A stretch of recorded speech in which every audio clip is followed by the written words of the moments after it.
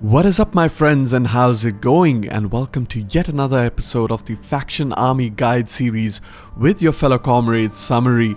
As most of you know, I have conducted a YouTube community vote, and in this election cycle, it is pretty much the Greek colonies, in specific the Massalians, that have won the election cycle. So for those of you wondering how you can participate in this, it is best to subscribe to my channel, of course, so that you get all of the notifications and you can partake in these YouTube community votes, so that we can cover the faction of your choice in case your faction comes out on top of that election cycle, of course.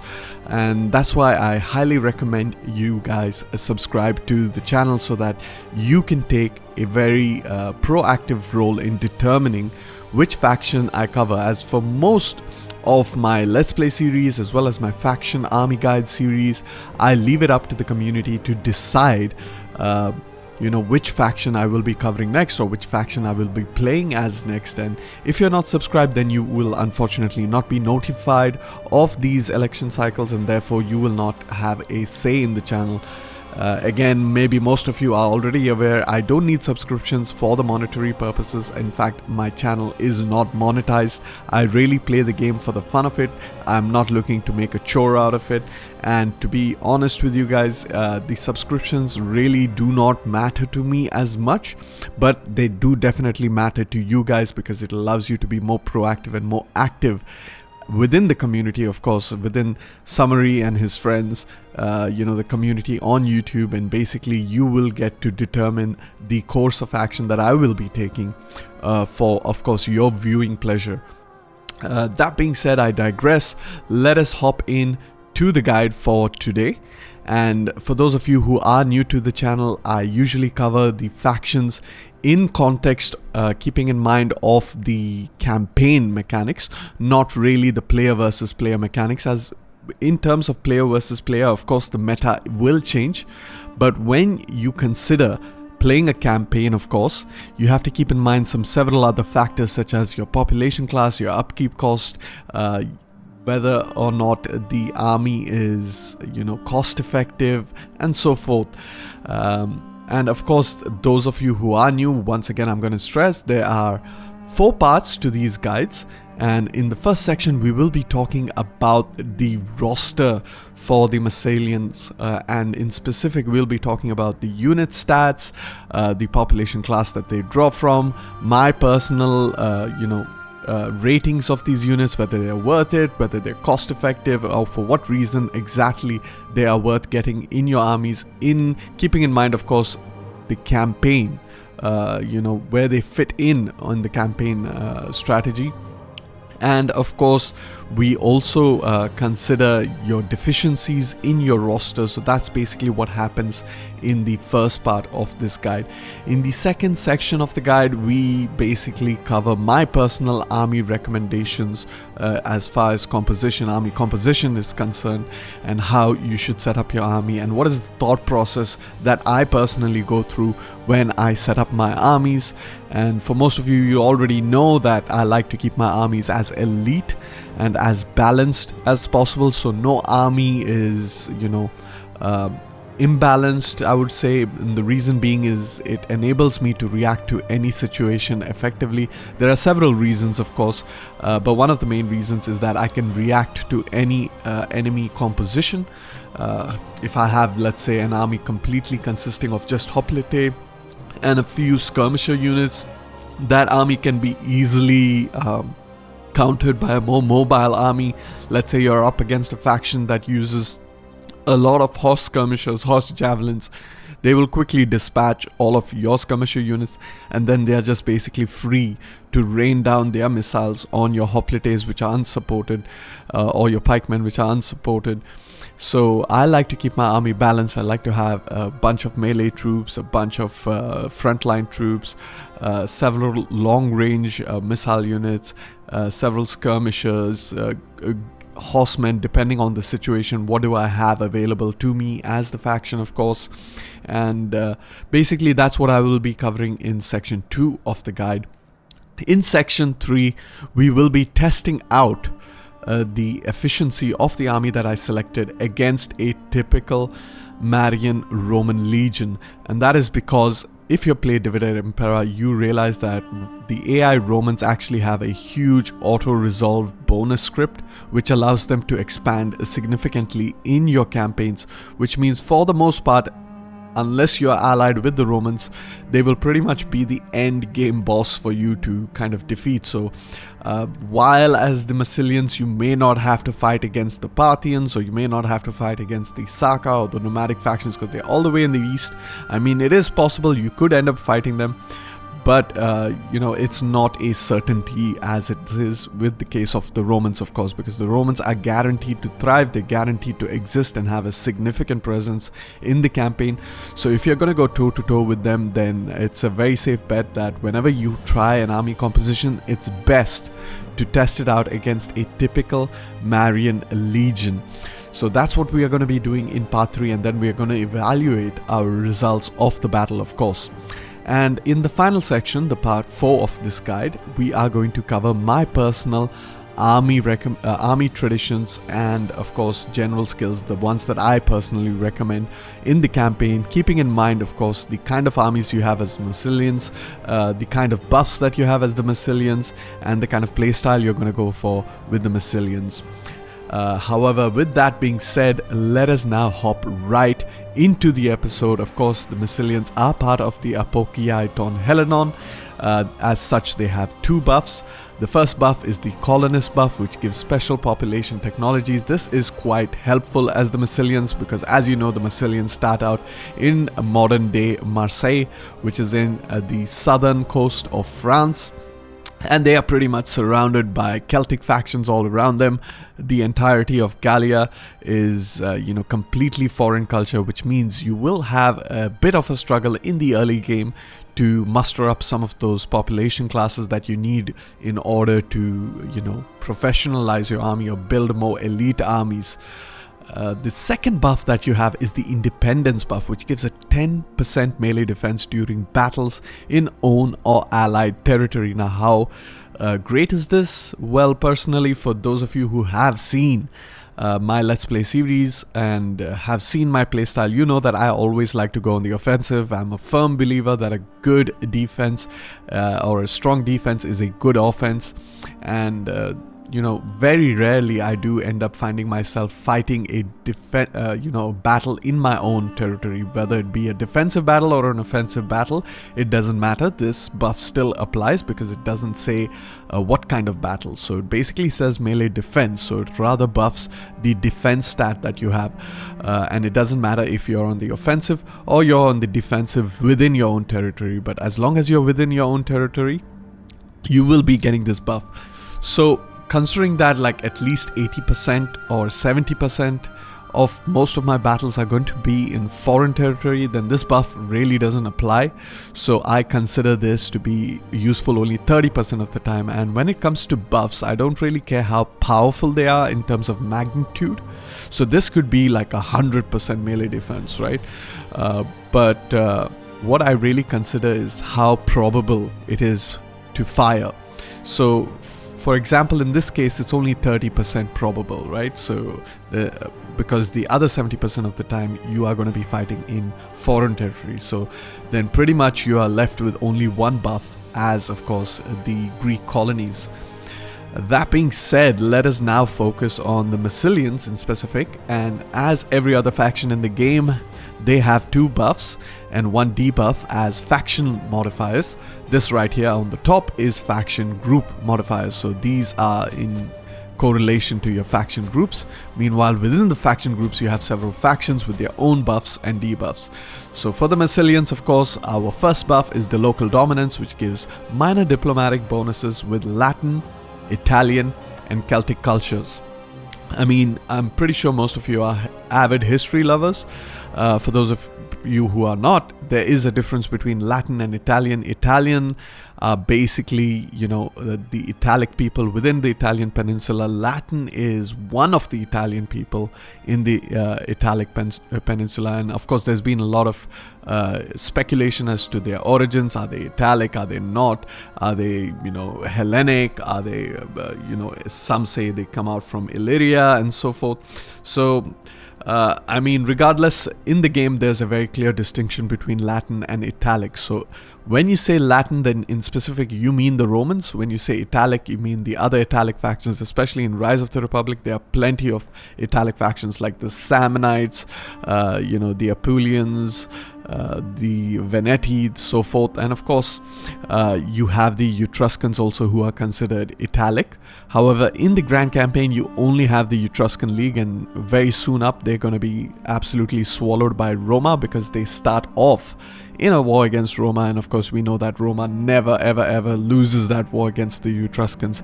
In 110% of the campaigns that I've played, Roma always comes up on top, and I mean, rightly so. But regardless, you get this diplomatic bonus with these factions. And of course, your Celtic factions. And Celtic factions means not just the Gallic factions, but any Celtic faction. So you're talking about factions that are not specifically Gallic. Now, Gallic is basically Celtic from the region of Gaul. Whereas Celtic is, in a broader sense, all of the Celtic people that are spread out all across Europe. And of course, you even have the Galatians all the way in Anatolia. So you do get this diplomatic bonus, and it's quite helpful in the early game, because you can kind of play off the alliances within your region to kind of divide and conquer your neighbors or your enemies and subjugate them, or straight up conquer them for yourselves. And with the Latins, this I would say is very important, because you start off with several treaties with the Romans, and you can basically work your way up to forming a military alliance with the Romans. And historically speaking, the Massilians were allies and eventually client states of the Romans. So this buff does make a lot of sense in terms of the historical sense of it. And as far as the Grand Campaign is concerned, it's quite useful, because once you form a military alliance with the Romans, or even a defensive alliance with the Romans, then the AI is very less likely to attack you in the end turn, because of course they view your alliance with Rome as a threat. Next up, you have the Great Traders, which gives increased trade income. Once again, those of you who are veterans of this channel, you will know that I consider this to be absolutely trash, because of course 90% of your income is going to be coming from your taxation, especially if you specialize your provinces in the right fashion. For those of you who have watched my Let's Play series, you know that I focus on the slave economy, and I build up my provinces in very specialized way. There are trade provinces, research provinces, food provinces, military recruitment provinces, and of course economic provinces. And with a single economic province, I can generate anywhere between 150 to 200,000 denarii per turn, and no amount of trade is even going to come close of that. So basically, trade income not that great. However, in the early game, of course, it is going to be quite powerful, because in the early game, trade can be at least anywhere between 30 to 50% of your overall net income. So considering that, of course, in the early game, you can recruit a minor fleet. In my own Let's Play series, I don't really bother with that, but it is kind of helpful to establish those trade agreements early on, because it kind of snowballs with the long-term relationship bonuses. And especially as a faction that allows you to gain more from trade income, then it is kind of worth it, in my opinion, to travel around the Atlantic coastline and establish treaties with the various Germanic, Britannic factions and the Iberians, of course. And then you can, of course, discover the factions that are on the coastlines of the Mediterranean and eventually the Black Sea. However, with that being said, we have a final modifier over here, and this one is a debuff. It's a conservative society. It gives increased unrest from the presence of foreign cultures, quite significant in the early game, because of course you are surrounded by foreign cultures. Oli Narbonensis, which is your starting province, of which you have one region of Massalia, has Hellenic culture. However, pretty much in a good radius around you of at least 5 to 6 settlements wide radius, you do not have Hellenic culture anywhere. I mean, the nearest bit of Hellenic culture you have is Syracuse, which is all the way down in Sicily. However, very soon they're going to be snuffed out from the game in most of your campaigns, and they will either flip to Punic before they do, or they will straight up be annexed by the Romans and eventually be converted into Latin culture. So for the entirety of the game, all of your expansion is going to be in foreign culture regions, unless of course you play as a colonial sort of a playstyle where you kind of ignore Gaul. You have your foothold in Gaul, but you kind of transport your armies across to the eastern half of the world, which is basically the under all of the Hellenic successor kingdoms. And over there, of course, you can get access to some Hellenic cultured regions, and therefore this modifier won't impact you quite significantly. However, in context of a very typical playstyle, this is quite a significant debuff, I would say, in my opinion. Lastly, before we hop into the section 1 of this guide, we are going to talk about a little bit about the Massalian political situation and, of course, their special systems available to the Massilians as a faction. For the political tradition, the Massilians are a politeia. This is the equivalent of a republic or a tribal chiefdom, which means you have to keep your influence at the median range. You can't be too high on your influence and you can't be too low with your influence, of course, but you have to be somewhere in the sweet spot in the middle. Now, personally, I don't like politeias or republics or even tribal chiefdoms because I like to gain high influence, because eventually I prefer to flip into an empire government rank. And what the empire government rank does, for those of you who don't understand, I recommend to watch my Let's Play series in which I kind of flip to the empire government rank. And the reason I do this is because while it comes with its own debuffs like any political tradition, it comes with significant buffs that are really powerful in comparison to any other political tradition that is available in Divided Empire. So I typically like to reform into an empire. Now, the problem with a politeia or a republic is that in order to reform your government tradition into an empire, you need to have at least 65 influence. Now, in the case of a politeia, you are maintaining on the median, which is around 45 to 55. You don't want to go too much higher than that, otherwise you will start to get negative modifiers. However, once you reach Imperium level 5, you are capable of transforming your realm into an empire, but in order to do so, you have to temporarily increase your influence to 65 so that you can take the action to reform your political tradition into that of an empire. And during that time, you will not only be getting the public order penalties from the Reformation, as well as the party loyalty penalties from the Reformation, but you will also get a modifier from, of course, being too high over your influence. Next up, we have the special systems for the Massilians, and pretty much reforms are available to most of the factions, so nothing much to discuss there. However, the next thing you have is the special barracks. Now, the special barracks are available to most of the Greek colonies, with the exception of Syracuse. But what these special barracks do is that it gives the Massilians access to some of the local units that are available in Gallia, Iberia, and of course even in Cisalpina. So it's quite interesting mechanic for the Greek colonists, and we will discuss more about that and the kind of units that you get, of course, in the next part of the guide. However, we have been done with the introduction to the Massilian faction, so we are going to hop straight into part 1 of the guide, in which I will be giving down a breakdown of the Massilian roster and my thoughts on each of the units one by one. Alright guys, welcome to the first section of this guide, in which we will be going through the Massilian roster in depth. And for most of you can see, I have arrayed my army in that typical formation with generals in group 1, followed by our melee infantry, spear infantry, phalanx infantry, missile infantry, and next up we of course have our melee cavalry and our missile cavalry in the final group. Now, as you can see over here, the Massilians, despite being a second-rate faction in terms of the grand scheme of things, historically speaking, they have a very well fleshed out roster. One of the really great rosters for a supposedly minor faction in Divided Impera.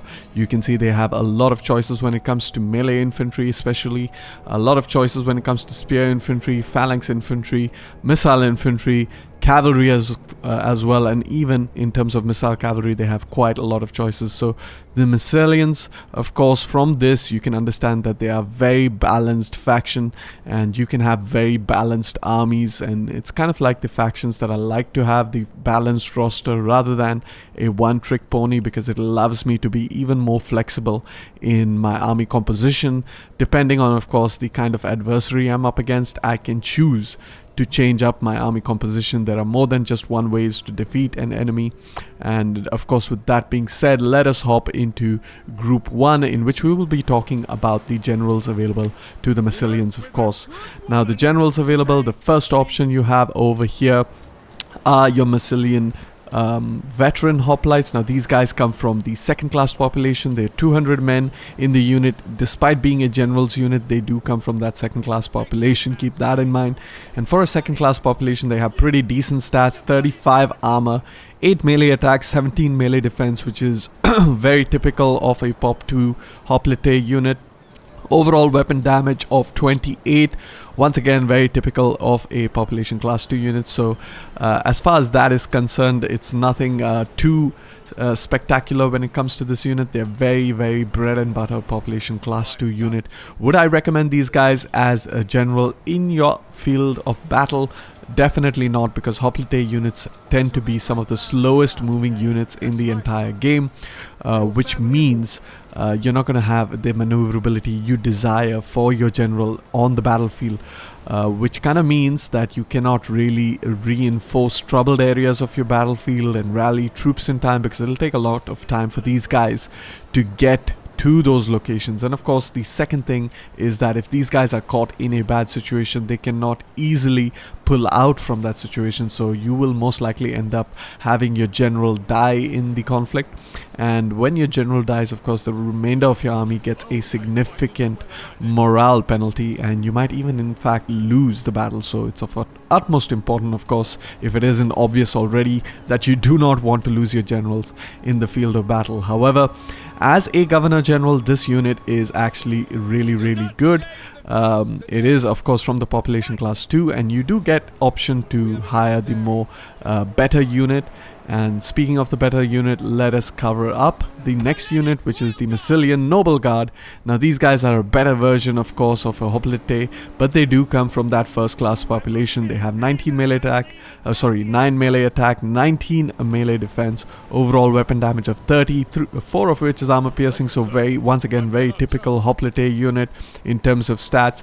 However, of course, the attack and defense is probably slightly lower than some of the more elite population 1 class hoplites, such as the Spartan Homoioi or the Spartan Royal Spartans, or some of the Seleucid and Antigonid Hyperfists.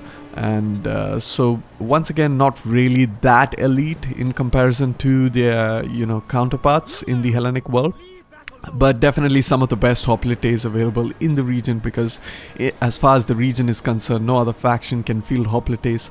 For the most part, they will be fielding phalanx troops such as shield wall troops.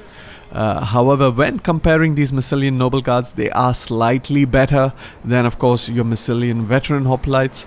Once again, you can use these guys as a Governor General unit, because they're going to be quite useful in a settlement defense, because you can hold out choke points within the narrow streets of that settlement, be it walled or unwalled.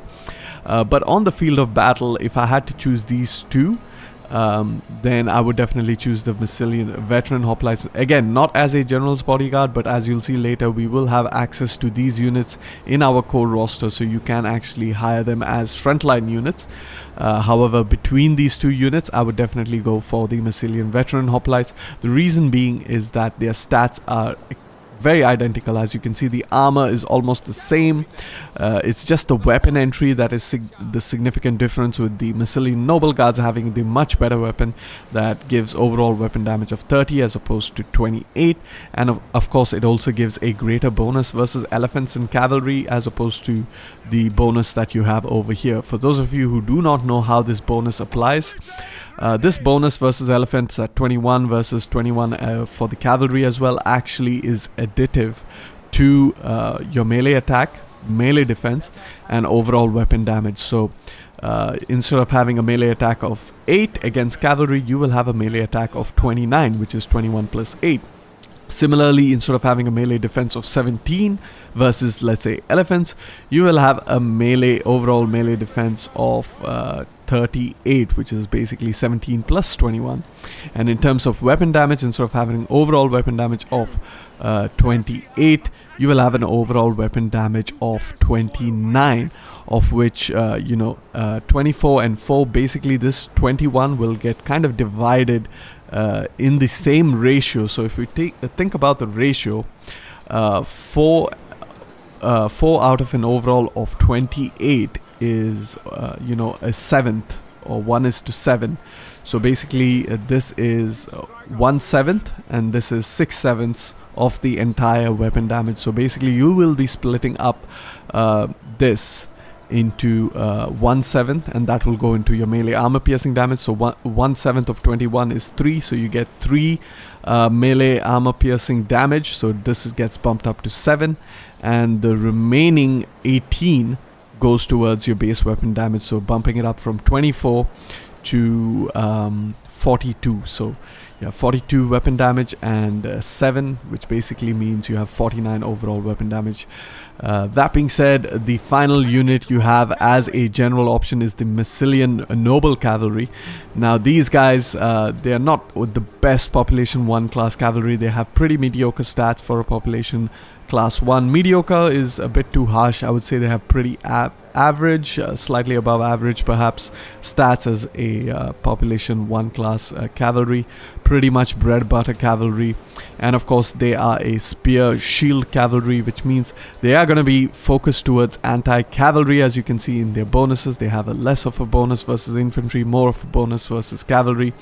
And more importantly, they will be able to stay in a fight much longer than Lancer type units. Lancer type units are purely offensive shock type units that you want to cycle charge with. Meanwhile, a spear and a shield cavalry, which is of course slightly different from a Lancer cavalry, which has a longer spear, or lance rather.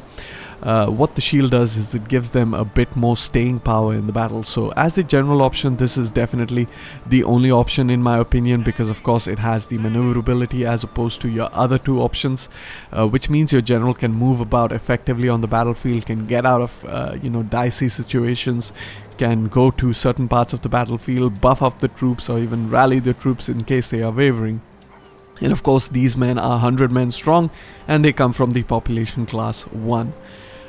Next up, we move to Group 1, in which we are going to cover the melee units available to the Massalians. Starting off, we have the Ligurian Infantry. They're 200 men in the unit. They come from the 3rd class population. They are only available in your special barracks that is available to your Massalian faction as a Greek colonist faction group. And these guys are pretty good considering they're coming from that 3rd class population. Have a melee attack of 8, melee defense of 12, which is about the average for a swordsman. And of course the weapon damage is rather low. As most of you know, I like to have a base weapon damage or a benchmark of overall weapon damage of 30. These guys are pretty much boiled down to 23 weapon damage, 2 of which is armor piercing. However, of course with the bonus versus infantry, that bumps it up to 25 weapon damage. Meanwhile, they have 10 armor, which is pretty respectable for a population class 3 unit. They have a speed of 3. So in the early game, these guys are going to be quite good as flanking troops. The only drawback is that they have a rather low melee weapon damage. And of course, they even have very low armor piercing value, which is at 2. Next up, we have the Thurios Swordsmen. Now these guys get unlocked during your Thurios reforms, and as the word suggests, these are Hellenic in nature, so they come from your Hellenic barracks, not your special colonist barracks that kind of draw in from the local population.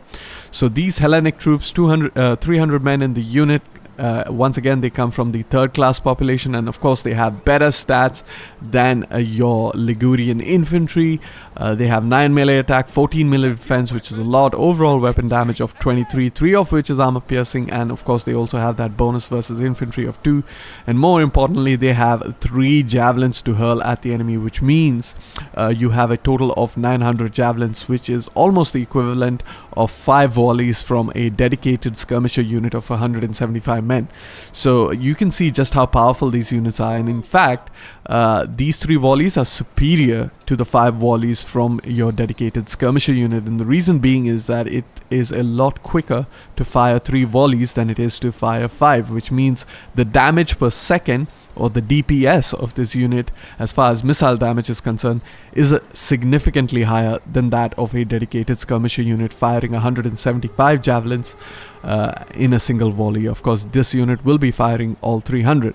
Would I recommend this unit in the campaign? However, yes and no. It is a very cost-effective unit, so in case you don't have a lot of income going for you, then this is quite a good unit to have. But by the middle game, in which your Turios reforms will obviously fire, you definitely can have better units in comparison to this one, which I will be covering quite soon, of course. So I wouldn't really recommend this if you have the choice. I mean, it's a fantastic unit, don't get me wrong. Definitely like it, and that it comes from the 3rd class population. However, in the case of the Massalians, you definitely have access to a better population class 3 unit. Next up, we have the Allied Gallic Heavy Axemen. Now, these guys are the equivalent of your Averni Axemen, so they have pretty much the same stats. They come from that population class too. They are quite similar to one of my favorite mercenary units in the game, which is the Agrianian Sellswords or the Agrianian Axemen in terms of stats. So that's like how I like to see them. So when it comes to axe troops that are basically have a shield, I usually compare them to the Agrianian Axemen, because the Agrianian Axemen are my absolute favorite mercenary units when it comes to infantry units. They are absolutely phenomenal. So when comparing them to the Agrianian Axemen, they are slightly inferior. They have 9 melee attack as opposed to the Agrianian 11, and they have 11 melee defense as opposed to 13 melee defense of the Agrianians. The overall weapon damage is 33 as opposed to 35, and of course the melee armor piercing value is 14. So these guys are very good against heavily armored units. They do come from the population class 2, if I didn't mention that already. Their armor, however, is 25, which is actually superior to the Agrianian Axemen. So they're slightly heavily armored, but they have slightly less melee capabilities. And of course, keep in mind they also have a bonus versus the infantry of 2, which will get split evenly between the weapon damage and melee armor piercing damage. As you can see, the breakdown between the base weapon damage and the armor piercing damage is kind of similar, so it will kind of split evenly between the two. So you will end up, as long as you're fighting against infantry, with a base damage of 20, a melee armor piercing damage of 15. Next up, we have the Allied Gallic Champions, and these guys once again are an equivalent of the Averni Champions, and they have pretty much the same stats as the Averni Champions with 17 melee attack, 12 melee defense, so very offensive oriented unit. And of course, as you can see, most of them are naked, so they're not very capable of a good defense. They have very low armor at 10. They do come from that population class 1, so keep that in mind. It's not going to be easy to maintain these bad boys. However, their overall weapon damage is 34, which is rather high, but only 2 of which is armor piercing. And of course, they do have a 1 bonus versus infantry, and it's always nice that they have a precursor of 1 and a speed of 3. So I would definitely use these guys as flanking troops, especially against lightly armored opponents. However, when it comes to heavier armored opponents, especially if you're fighting factions like Roma or the other Hellenic factions, then of course the Allied heavy axemen are going to be much better. And that is because, of course, not only do they have better melee armor piercing value, but they also come from that 2nd class population. So keeping in mind that this guide is catered towards the grand campaign, then definitely these guys are better in value, because they do come from that 2nd population class, which is a lot more accessible to you than the elusive nobility. Next up, we have the reason why I do not recommend the Turios swordsmen as your population class 3 swordsmen when it comes to the Massalians, of course, and that is because of the Celto-Hellenic infantry. As you can see over here, these guys are 200 men strong, so they are at least 100 men, less than, of course, your Turios swordsmen. But just take a look at their stats: 13 melee attack, 11 melee defense, overall weapon damage of 32, of which is armor piercing, which is Quite good for a sword unit. They have +1 bonus versus infantry. They have 30 armor. They have a speed of 3. They have a single precursor javelin, so not that many as the Turi of spearmen. And of course, these 200 men also come from the 3rd class population, so they're very, very cost effective and easy to maintain in your grand campaign. But more importantly, these guys also have access to the defensive formation. Now, the defensive formation adds several buffs to a unit, and as far as I know, it only adds positive buffs and not debuffs. In the case of a phalanx, you lose a lot of your weapon damage when you go into phalanx mode, but of course this balances things out as you get several other hidden bonuses such as your reach and your defensive capabilities. However, when it comes to the defensive formation, you don't get that much of a reach, of course, but what you do end up getting is extra melee defense. You do get end up getting extra bonus versus infantry, bonus versus cavalry, bonus versus elephants as well. But most importantly, in my opinion, you get a flat out 15 increase in your shield value, which is a breakdown of your armor and your basically your base value and your shield value. Now, what is the difference between base value and shield value, you may ask? Well, base value is applied regardless of where the attack is coming from. So if I hit this unit from the side, the unshielded side, they will at least have a 25 armor to kind of deal with that attack. If I hit them in the rear, they're going to have 25 armor. It doesn't matter where I hit them in the front, I hit them in the side, they're going to have that armor play into the calculations no matter what. When it comes to shield value, however, it only matters depending on the direction of attack. So for example, if I'm attacking them head on, then quite obviously, as you can see, the shield value is going to factor in. If I attack them from this side, the shield value is not going to factor in. So I will not be getting that overall 45 armor if I'm being attacked in the side. However, if I attack them on this side, which is the shielded side, then once again, I get access to that 45 armor. So quite obviously, whenever you're using missile troops, you always want to fire on the unshielded side or in the backs, which is even better than firing into the unshielded sides, of course. But that's just a quick explanation as to how the defensive formation works. Next up, we have the final option. Before we move on to the next option, the Celto-Hellenic infantry also get unlocked during the Turius reforms. As the Massilians, keep in mind, you follow the Hellenic reforms, which means at turn 50, as long as you're Imperium level 3, you can activate your Turius reforms, and at turn 120, as long as you are Imperium level 5, you can get access to the final reforms, which is known as the Thorax innovations. However, in that final reform, as the Thorax innovations, you get access to the Romanized infantry, which is kind of it takes off the fact that Massalia was traditionally a Roman ally, and so of course they have been trained by the Romans in Roman style tactics, and this unit kind of represents that.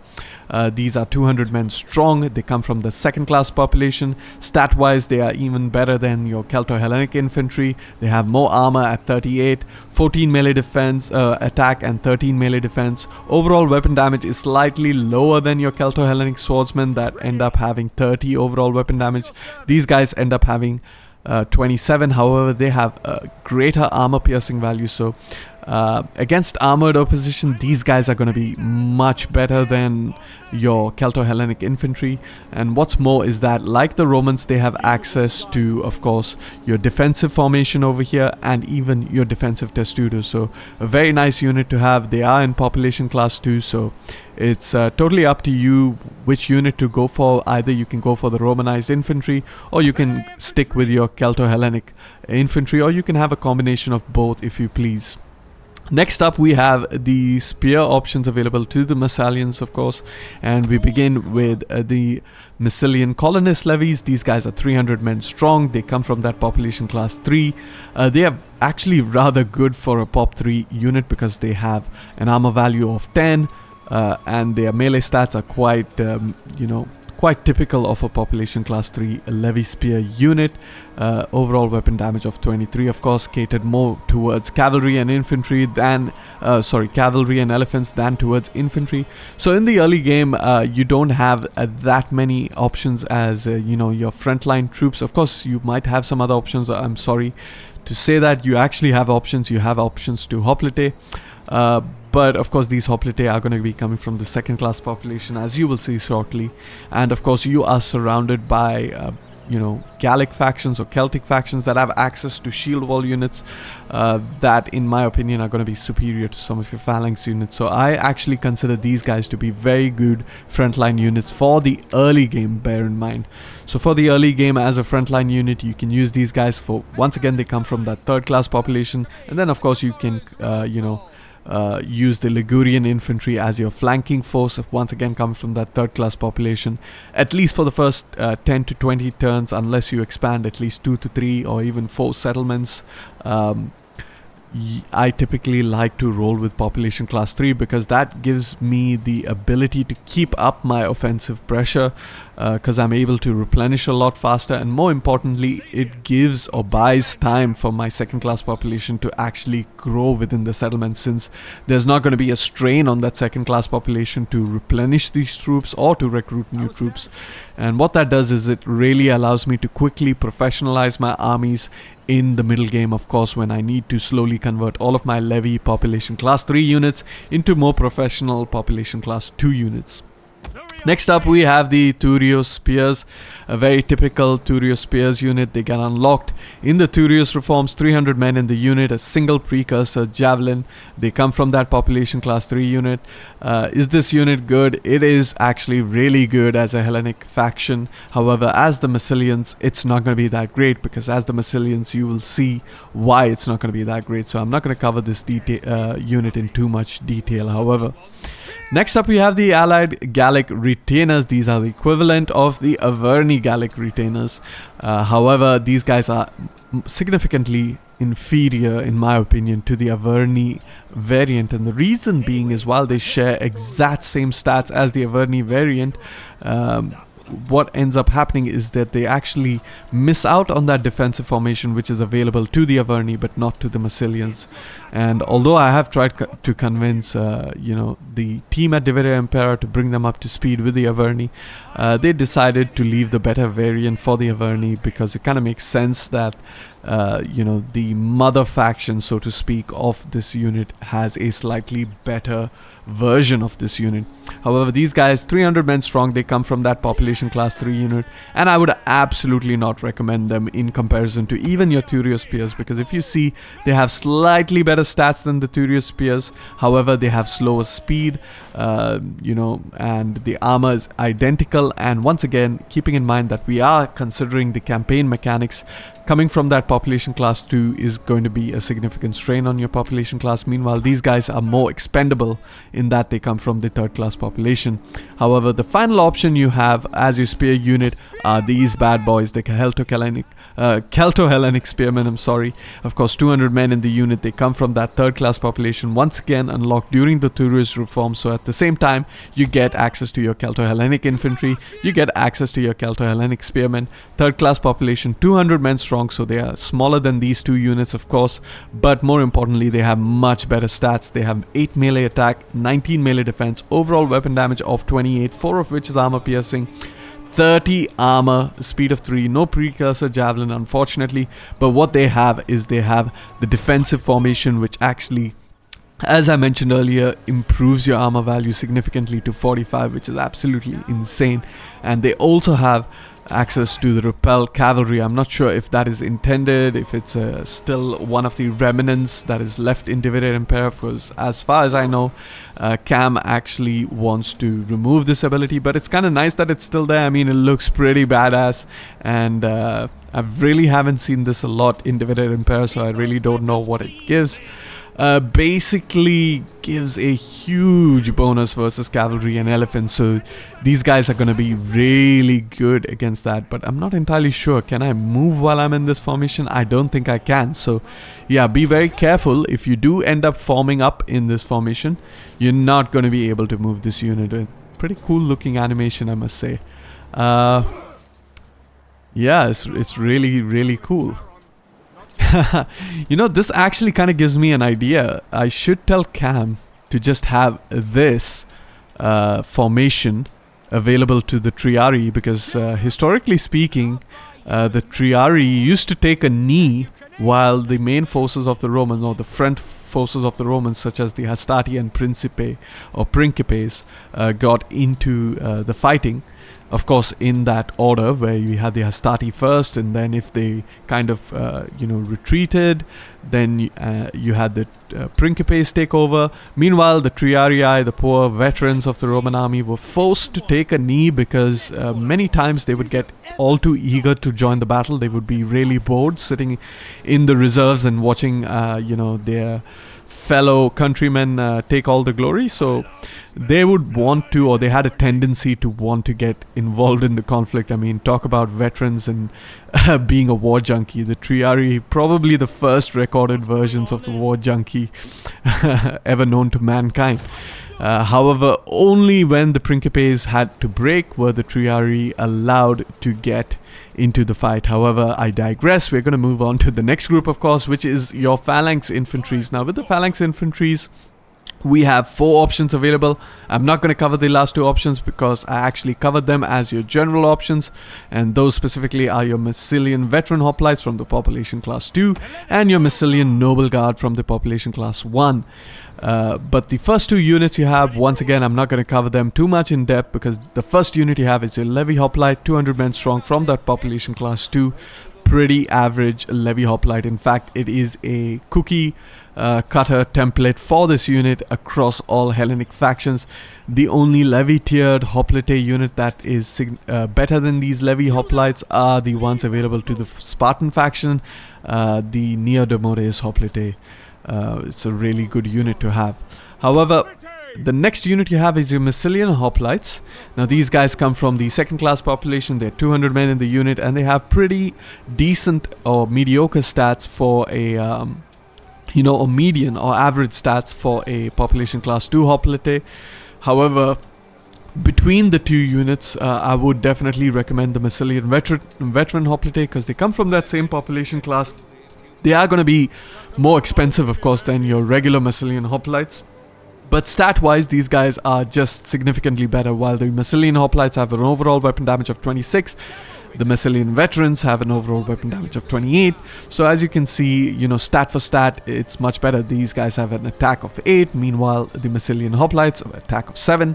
The Massilian veterans have a defense of 17. The Massilian hoplites have a defense of 15. So I'm not just going to go through each and every single stat side by side, but you get the picture. The Massilian veteran hoplites are definitely better than your Massilian hoplites. However, they're going to be harder to come by in the campaign because you have to unlock the 3rd level of your Hellenic barracks to get access to these veteran hoplites. Next up, we have the missile infantry for the Massilians, and you might see that we have a lot of options when it comes to missile infantries, but we are going to just basically breeze past all of the missile units because the allied Gallic bowmen, very mediocre unit, really below mediocre, and I would say, borderline worthless. They're only going to be useful in the early game as you have no other option, but I would recommend as the Massilians that you rely on mercenaries for your missile troops. Next up, you have the allied Gallic youth. Once again, these guys are a javelin unit. All of these first three units come from the 3rd class population, so at least as far as population is concerned, they are easily accessible. But once again, the stats are very, very below average. And finally, you have the Aravace Nito skirmishers. Before we get to them, let's talk about the allied Gallic slingers. Once again, like the other 2 allied Gallic skirmisher units, these guys come from the population class 3, and once again, very mediocre stats, but at least as a very low tier slinger unit that I wouldn't completely recommend, they at least have a range of 190. So in my opinion, between the archers and of course your slingers, I would slightly lean towards the slingers, although it's not a really big difference. You can pretty much go for any of these 3 units because they're all 3 absolutely trash in my opinion. Next up, you have of course the Aravace Nito skirmishers. These guys come from your special special military barracks, of course, and these guys come from the 2nd class population, so they're not going to be that easy to get. Or I believe 3rd class, I'm not entirely sure. It'll be one of the 2. second or third class population. However, if they do come from that second class population, they're not really worth it. But what these guys do have in their favor is that they are actually, as you can see, I enabled the melee mode.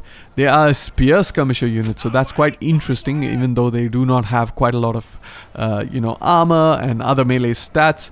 The interesting thing is that these guys are going to be able to repel cavalry a lot more effectively.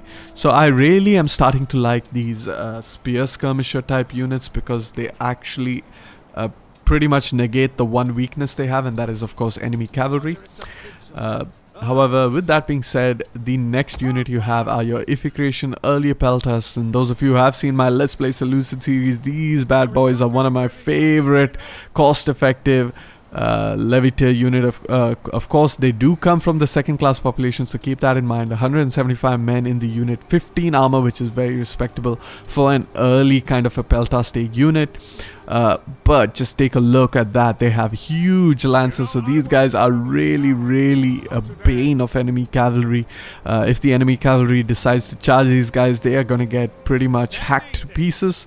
However, if they decide to retreat, then they are going to get javelined to hell. So it's really a huge dilemma for enemy cavalry and how to deal with these guys. But of course, their weakness is going to be against other melee troops, so keep that in mind.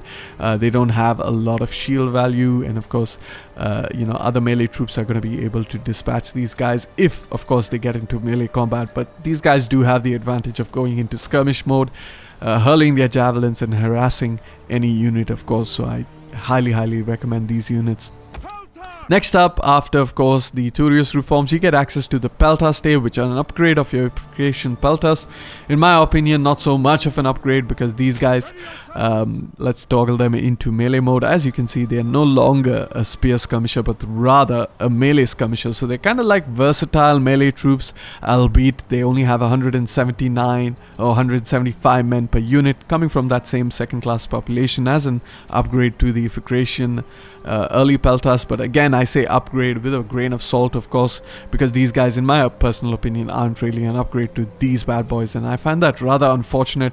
I would much rather have these two units being able to coexist after the Turius reform. So you kind of get a choice between these melee skirmishers in case you would like them, but you also get the possibility of clinging on to these extremely anti-cavalry units, which I kind of find to be some of the most fascinating units in the game. Next up, we have the melee cavalry, and in the melee cavalry option, the first option, you have your allied Gallic mighty horse. They are 100 men in the unit, come from the second class population. They are the equivalent of the Averni variant, but of course, like the Averni variant, they do not have the Maripos horse entity, so they're not going to be as effective on the charge. Would I recommend this unit? In my personal opinion, no, because without the Maripos entry, this unit isn't really worth it in comparison to some of your other options. Of course, this unit is available, I believe, before you gain access to your Turius reform, so that's a little bit helpful. However, some of the other units you have are going to be better, like your Massalian citizen cavalry. They have better armor, so they have better staying power. Of course, stat-wise, these guys are slightly superior in terms of melee capabilities, but your Massalian citizens are going to be a lot more beefier in the battle. Both of them come from that second-class population, so the choice between the two of them is really up to you. But, however, once you hit your Turius reforms, you get access to these bad boys, which are once again Celto-Hellenic cavalry, coming from that third class population and completely outclassing the first two cavalry we discussed in this list. 9 melee attack, 15 melee defense. Of course, they are a spear shield cavalry with a massive spear, unlike the other cavalry, so they are also capable of a good charge as opposed to the other cavalry that has okay, they do have decent charge bonus. However, overall weapon damage of 31, 5 of which is armor piercing, bonus versus cavalry, so these guys are anti-cav cavalry. But for me, the main selling point, of course, is going to be that third class population, similar to your Celto-Hellenic spearmen, and of course your Celto-Hellenic infantry. So during your Turius reforms is where you really start to begin to shine as the Massilians, because of course you have access to a melee unit, a spear unit, and a cavalry unit coming from that third class population. So just imagine a good 50% of your army can come from the third class population as very elite or professional troops, as opposed to levy troops, which is what typically third class population units are. Next up, we have the Massalian Noble Cavalry. We're not going to cover them. They are 100 men strong, coming from the first class population, because they're pretty much the same as your general unit that we discussed earlier. However, finally, you have the Massalian Heavy Cavalry. These guys get unlocked in your Thorax reforms. They come from the second class population, and of course they have slightly better stats than, of course, your Massalian Noble Cavalrymen. So these guys have 41 armor, which is the only stat, in my opinion, that's better slightly than the Massalian Noble Cavalry. So these guys worth it in the Thorax reforms? Absolutely. They do come from the second class population. They have slightly more armor, but when you're comparing them to, of course, your Celto-Hellenic cavalry, they are only slightly better. So it's really up to you whether you want to go for your, Massalian Heavy Cavalry versus, of course, your Celto-Hellenic cavalry. So there's no right or wrong in this situation. It really depends on what kind of population class you want to preserve and what kind of population, or whether you want to go for a slightly more elite unit. So in my opinion, is this slightly more elite unit worth it for, missing out on that population class 3? I would say no. So the way I would handle it is probably a combination, but we'll see more on that later.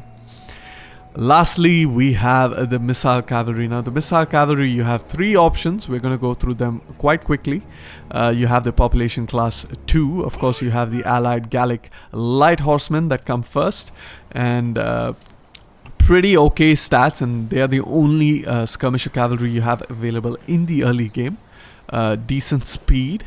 A pretty typical light skirmisher cavalry. However, next up in the Turius reforms, you get access to the heavy Ligurian cavalry. Now, these guys are quite better than your allied Gallic, cavalry, and the reason being is, while they have a similar missile capabilities, these guys have a better melee capability, or not better melee capability, but better staying power with that 28 armor, and that increased 28 armor doesn't come at a movement speed cost. So they still have the same movement speed, they come from the same population class, they have exactly identical stats, except these guys have slightly more ammunition, but these guys have slightly more shots per minute. So these guys have a higher rate of damage per second, but these guys have overall damage at the end of the day in their favor, as of course they have a couple more javelins as opposed to the Ligurian cavalry. But then these guys are much better in a melee situation, and of course they're also much better at taking enemy missile fire since they have better armor value. Lastly, you have the Aravachi Light Cavalry. Now these guys also come from the second class population. All of these are 120 men, of course, but they have slightly less armor. But in terms of missile capabilities, these guys have the best missile capability. As you can see, their missile damage is the greatest at 22 as opposed to 21. They have slightly more range, they have the same speed, but most importantly, these guys are not like your Ligurian cavalry or your allied Gallic cavalry, in the sense that these guys are spear, shield, javelin cavalry. But the Aravachi cavalry, on the other hand, I've toggled them into melee mode. Hopefully that works. It doesn't work for javelin cavalry, but these guys are actually sword, javelin, shield cavalry. So as you can see with the weapon damage, 32, weapon damage 3. So whenever you see this kind of a breakdown, then keep in mind it's a sword unit. In the case of the Ligurian cavalry, of course, you see 26 weapon damage and 5 armor piercing. So those guys are going to be spear, shield, javelin. These guys are sword, shield, javelin, which means these guys are better equipped to run down enemy infantry.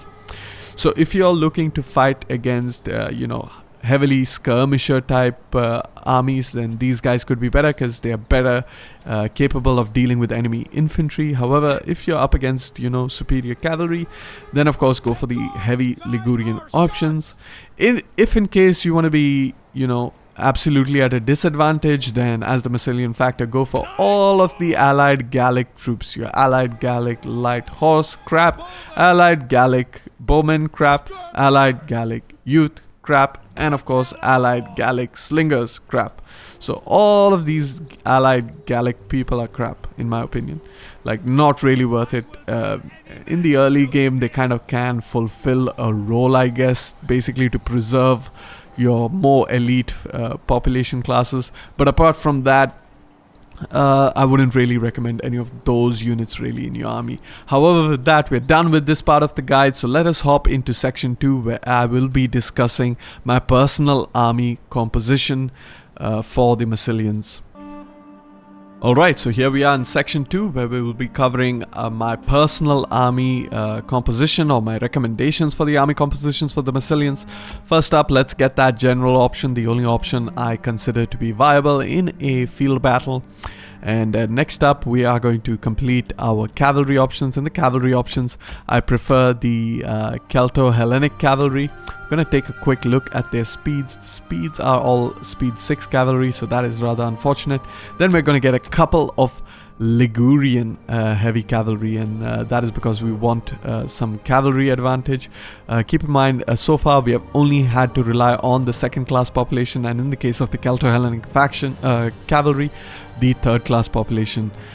Next up, we have to select, of course, our missile units. We're going to go for the allied Gallic slingers. Although they are pretty trash, as discussed in the previous part of this guide, it's the only option we have in the custom battle. However, in the campaign, I would recommend going for AOR or mercenary units such as the Balearic slingers, the Rhodian slingers, the Grecian archers, or even the Syracusan crossbowmen as such, because those guys are going to be significantly better than your allied Gallic slingers, of course.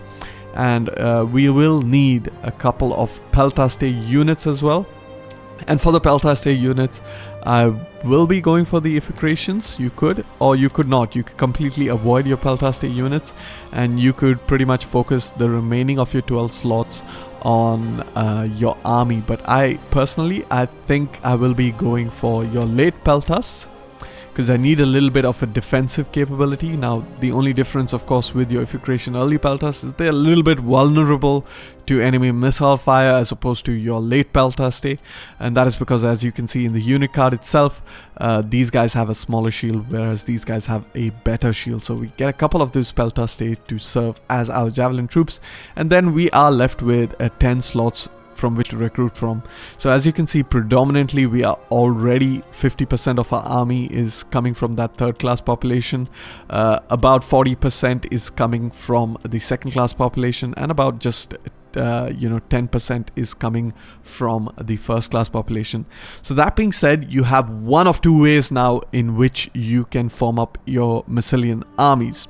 The first way is pretty much my personal recommendation against any enemy type or any enemy faction, and that is to basically go with a very Romanized style of warfare. And in order to do that, you need to get a couple of these Celto-Hellenic spearmen, after which you can go for 4 Celto-Hellenic infantry, and then you can go for 4 Romanized infantry, of course. Now this is very similar to your Roman legion, so these first six units of Celto-Hellenic infantry will form your front line, and in reserves you will have your Romanized infantry. What this means is that, of course, these guys coming from the population class 3 will take the brunt of the casualties. Meanwhile, these guys can perform maneuvers and flank out the enemy and so forth. And of course, coming in from that second class population, these guys will not be taking that much casualty. So this is one of the compositions you can have. Another thing you can do is you can also replace these guys depending on the type of armies that you're fighting up against. If, let's say, you're fighting against the Romans, then you can mix it around. You can remove these guys, or if you're fighting against heavily armored civilized factions like the Hellenics or the Carthaginians, then you can go for, of course, your allied Gallic heavy axemen. So these guys are also pretty trash, but they are at least better in the sense that they have melee armor piercing value. So these are one of the two ways you can go about it. If you fancy, you can actually replace some of your Celto-Hellenic infantry with, of course, Romanized infantry. since technically on paper these guys are better stat for stat, but of course these guys coming from that third class population are going to be better. So if you're up against the Romans, I would say go for this. What this does is it allows these guys, because they have better melee armor piercing value and better melee attack, they will be better capable of dealing with the Romans. But what ends up happening is that you know, you are heavily having to rely on your second class population. So now if you take a look at the overall ratio of your army, definitely you're looking at so let's go with the original composition. Over here what you're looking at is about 1 2 3 4 5 6 7 8 9 10 11. So more than 50% of your army is coming from the third class population. You can even replace this with, as I said, mercenary units. So once again, it's going to be a lot better. And of course, if you can replace your peltaste with also some mercenary units that are really good melee or spear skirmishers, then that's going to be great. Meanwhile, if you look at your second class population, you have 1 2 3 4 5 6 7 8. So 8 is about 40%. So 40% of your army come from the second class population is not that bad. Of course, it'll drop down to 30 if you can manage to replace these two with some mercenary units. And of course, you have just one noble unit. So this army composition, I would say rather, this army composition is very good against most adversaries. However, when we're going to be fighting against a typical Roman Marian legion, and for those of you interested in forming up this exact composition which I used to test in my battles, you can pause the video over here, take a look, create it, and then save the setup. As you can see, I have saved it as Marian Test Legion for Roma. However, when you're up against the Romans, you're not going to beat them at their own game. You're not going to use Roman tactics to be better than the Romans themselves, because unfortunately the Romans are going to be vastly superior to you. As you can see, our Celto-Hellenic spearmen, they come from the third class population. Their spearmen comes from the fourth class population. So in terms of the campaign, they can sustain a lot more casualties, but more importantly, they have better armor. They have the defensive formation. So what that means is that these guys are going to lose out to these guys no matter what. Meanwhile, their legionaries itself have better armor, better stats overall. Look at that weapon damage at 30 with melee armor piercing of 4, and of course they have that defensive formation. Meanwhile, our own Romanized infantry have overall weapon damage of only 27, so we're falling short. We do have that armor piercing, and our armor itself is on the same foot, but you guys get the idea. Stat for stat, we are significantly inferior. And of course, when you take a look at the Celto-Hellenic infantry, we're even more inferior in comparison to the Roman legionaries. And of course, some of their heavy auxiliaries, like the Illyrian heavy auxiliars over here. So when it comes to the Romans in particular, what I would say for this battle is that you want to completely fight asymmetrically. So because you cannot beat them at their own game, what you want to do is you want to form up your army in a way that it can counter them. Now, the one thing that can counter legionary cohorts in a front-to-front engagement are of course phalanx type units. So we're going to heavily rely on phalanx type units. Now you have a choice between two of the phalanx type units. You have the Massilian veteran hoplites, or you have the Massilian noble guard. Now the Massilian noble guard is obviously coming from that first class population, but since you have a very low ratio of let's say population class 1 units, you can get a couple of these guys, and then you can follow it up with a couple of these veteran hoplites, of course. And now that you have that in place, you can focus on getting some armor piercing troops like the allied Gallic heavy axemen. And lastly, you can in fact what I want to do is I want to get a little bit more of these allied Gallic guys. So the only way to do that is to get a couple of these. So this way, so you have your front line of about 6 units to hold that front line, and they're going to be supported by, of course, your allied Gallic heavy axemen. And yeah, without any further ado, let us hop into part 3 of this guide, in which we will be testing out this army composition against the typical Marian Roman legion. Alright, welcome to section 3, where we will be testing my personal recommendations for the army composition against a Roman legion. Of course, one thing I would like to mention is that, as you can see, I can zoom out a lot more on the battlefield, and that is because I have actually turned off a setting which actually seems rather awkward. I have turned off the increase maximum distance in the battle. If I enable it, as you can see, this is the maximum I can zoom. I'm actually scrolling out on my mouse wheel as much as I can, and this is unfortunately the maximum I can zoom. So let's just position our camera so we can see the entire army, and this is the maximum I can zoom. However, if I turn off the increased maximum distance in Divided Impera, of course, I can zoom out a lot more, so I can really get a comprehensive view of the battle. However, that being said, let's go ahead and set up our armies. I like to set up my cavalry first. So I set up my cavalry for the left flank with basically a javelin cavalry, and then 2 units of Celto-Hellenic cavalry supporting it. Then of course on the other flank I like to have another unit of Ligurian heavy skirmisher cavalry with, of course, my general and a unit of Celto-Hellenic cavalry on the other flank. Meanwhile, now we can set up our front line, and our front line is going to be, we're going to hold down the control key and click each unit in chronological order. So we're going to select the Celto-Hellenic spearmen, and then we are going to select a unit of your Massalian noble guards. Then we're going to select both of our Massalian veteran units. Then we're going to select another noble hoplite, and finally the other Celto-Hellenic spearmen. And once you select it all by holding down the control key, you can just simply click and I had a cavalry selected as well.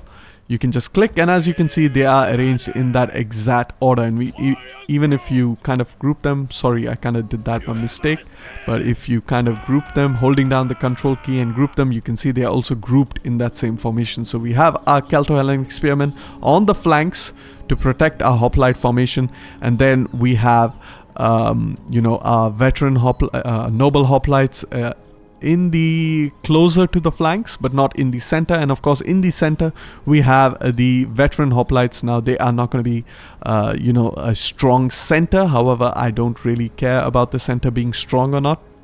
What I am focused on, however, is of course being a lot more capable of dealing with the enemy. I actually, I have figured out a new strategy, so I'm actually going to deal with that new strategy and see how that goes. So in terms of armor, these guys are exactly the same. So what I'm going to do is I'm actually going to select both of my Celto-Hellenic spearmen. Actually, this is the correct formation, so let's just go ahead, select that, and then deploy them. So what I'm going to do is I'm going to employ an echelon formation, keeping my hoplites up front so that they take the brunt of the enemy missile fire, as opposed to my Celto-Hellenic spearmen, of course.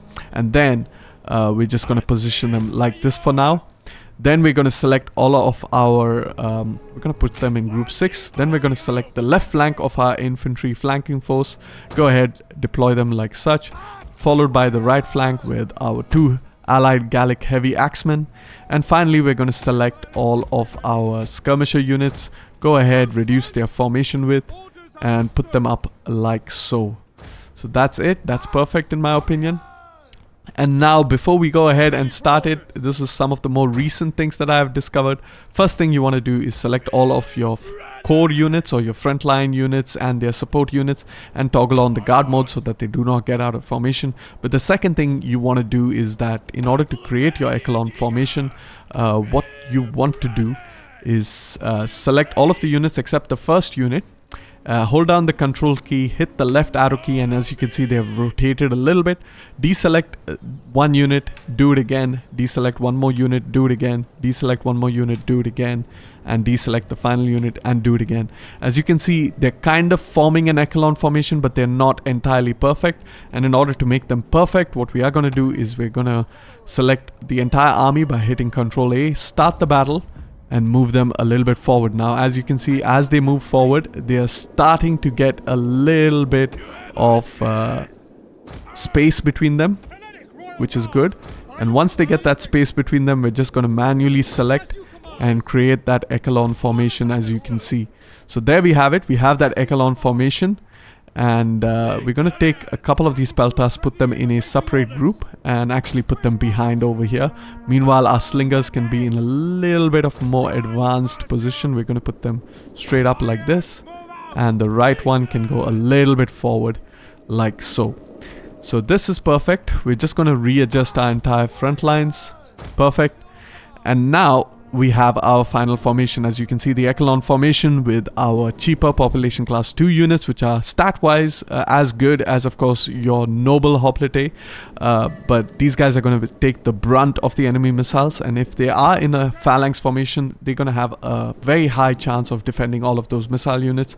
However, as we progress, of course, the center of our echelon formation is going to be the more elite veteran hoplites, or sorry, not veteran but noble hoplites. And of course, the far flanks protecting the left flank of this unit is going to be you know, our Celto-Hellenic spearmen. So the reason behind this, I'm just going to pause over here real quick. The reason I actually like the echelon formation in this way is that, as per my recent tests, previously I used to suggest it to be in this way, keeping your left flank exposed and your right flank not exposed. So your right flank is rather your denied flank, and your left flank is your more advanced flank. And the reason being is that, you know, I always thought that, you know, since the shield is on your left side, having your left flank ahead is much better.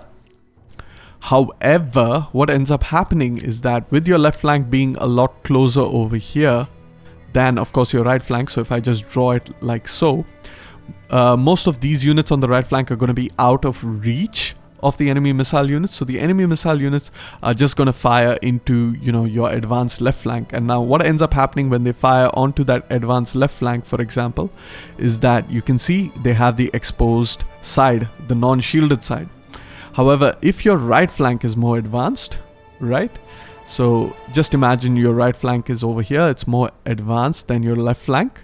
Then these missile units are going to fire in that direction. And if we see that over here, they're going to fire in that direction, which means they're going to hit the shielded side. So a lot of their missiles are going to be wasted against these units.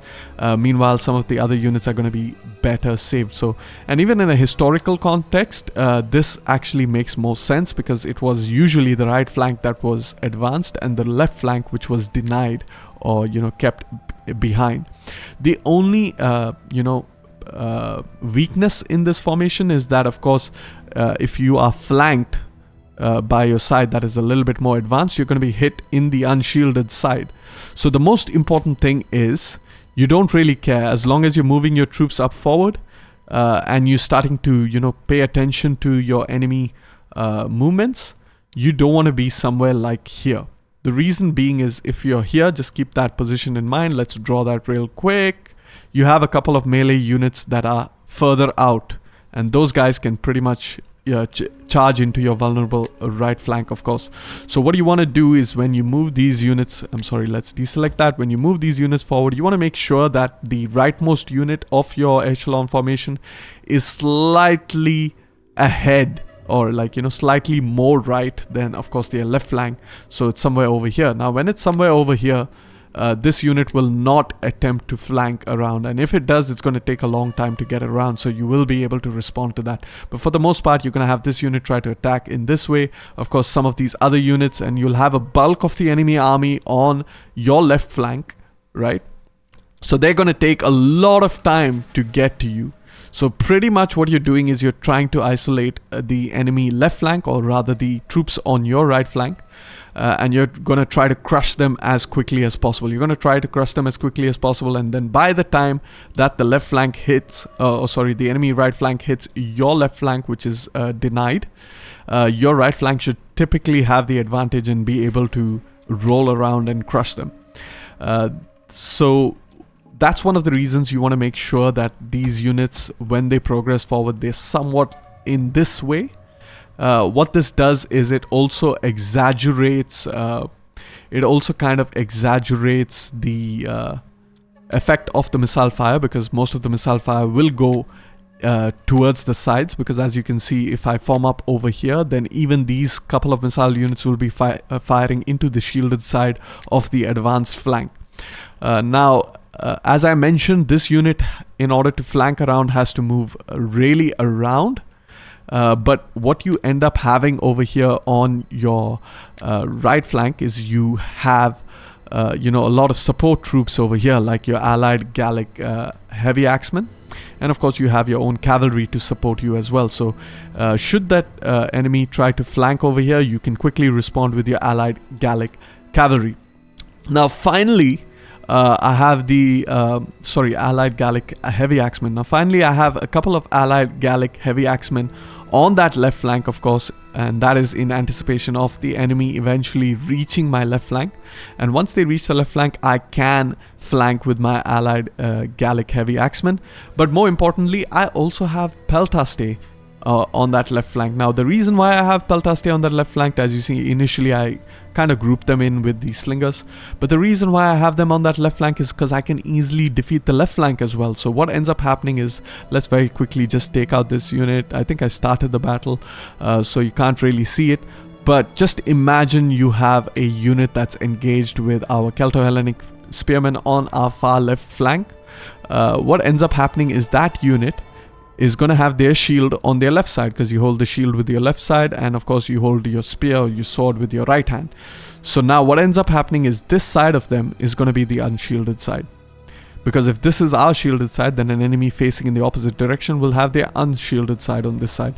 So what ends up happening is I can actually throw my javelins into that unit and quickly defeat that unit. So basically I'm going to be able to crush my enemy flanks from both sides effectively. Once again, the formation is asymmetric, the strategy is asymmetric, so definitely a very good strategy that I've come up with recently. In fact, I would have used it in my Let's Play Seleucid series if we of course continued the series. However, let's unpause the battle and we'll see how things pan out. We are going to slightly turn our army away from the enemy, and then we are going to quick select, make all of them just march. We're going to select all of these troops, just adjust them a little bit, and they can also march, get a little bit out of position. That's fine. Okay, and we're going to turn off the fire at will for our Peltaste units. Now we're going to start the initial phase of the battle, in which we are going to try our level best in order to deal with the enemy units. Now why do I have my slingers in a bit more advanced position is because I actually want to use my slingers to counter the enemy units. So we're just gonna slightly fast forward the battle until I start to see some of the enemy units. We have group 3 over here, we can use group 4. Okay, we start to see some movements, and now we have begun our skirmisher phase. And in this skirmisher phase, the most important thing is to deal with the enemy support troops. So all of their cavalry troops, they have a couple of cavalry here, one cavalry on their right flank, the general cavalry in the center, and of course they have a lot of their missile troops arranged out in the front. So in this phase, we are mostly going to focus on, of course, trying to pull these guys into a very undesirable situation. And of course, there you have it, the increased zoom is really helping. We hold down the space bar just to get a line of sight, of course, of our range and our possible attack route, and we're starting to see that the enemy is really moving far towards us. They're probably rearranging, keeping in mind, of course, our phalanx units, so we are also going to try to rearrange a slight bit. These guys can go a little bit over here. I don't mind them being a little bit faster. Really get into position, try to pull out these cavalry. That's what we're going to try to do. Meanwhile, we don't really care about this army. We're just going to focus on, of course, dealing with the enemy cavalry, trying to get them out of position. And we got to be very careful, of course, of getting too close. Otherwise, some of the enemy melee troops will be able to attack us. I'm starting to see the enemy position a little bit closer towards me, so I'm going to move my troops slightly behind. Very quick look over here, see if we can get some of the cavalry to commit, because that is exactly what we want to do. Same thing's happening on that left flank. Keep pulling back, double click on both of the cavalry, toggle on the skirmisher mode so that they cannot, reach me, of course. Meanwhile, over here, we're going to split up our cavalry and then charge into the enemy. And then just have a quick look to see what's happening over here. You can pull out. Attack, attack, attack. Good, good, good. Meanwhile, we're going to attack you with our general. And now we can toggle on the melee mode, support that fighting. and charge into the enemy. You were supposed to charge. Alright. Great.